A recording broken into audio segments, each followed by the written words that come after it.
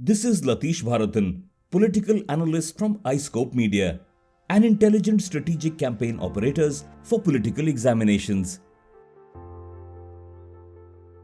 CPIM to have electoral understanding with Congress in West Bengal, Assam, Tamil Nadu for upcoming 2021 elections, drawing curtains on years-old inner-party dispute on its relationship with the Congress. The CPIM has now decided to enter into an electoral understanding with the main opposition party in states like poll-bound West Bengal, Tamil Nadu and Assam. While the party will not have any truck with Congress in Kerala, where fronts led by both the parties are in a direct contest, the decision comes as the faction led by Prakash Karath, which has been opposed to any truck with the Congress, finally caved in, keeping in mind that there is a need for a broader coalition to fight the BJP-RSS, a stand taken at the Hyderabad Party Congress. The Central Committee of the Communist Party India, Marxist, last year approved the Bengal unit's decision to have an electoral understanding with the Congress in West Bengal Assembly elections in May 2021.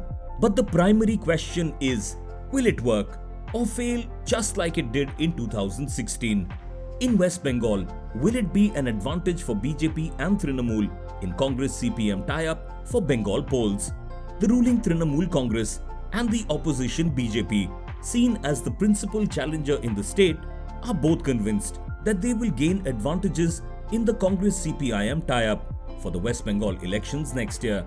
The Congress and the CPIM had fought 2016 assembly elections together, won only 76 of the 294 seats and 39% of the vote share, split ahead of the 2019 Lok Sabha polls.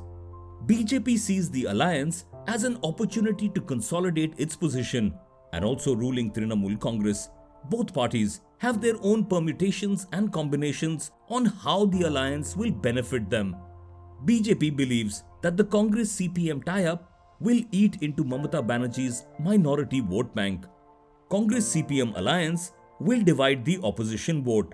Anti-Trinamool votes will go to two blocks, not just one. The Left Congress alliance is in place because both parties are fighting for their existence. The main challenge of the Left and Congress alliance is to keep the status quo in the assembly. 2019 parliamentary elections, Left parties ended with a vote share of 6.34%, a sharp drop from the 26% 2016 assembly elections. Not only did the CPIM not win a single seat, it did not even lead in any assembly segment.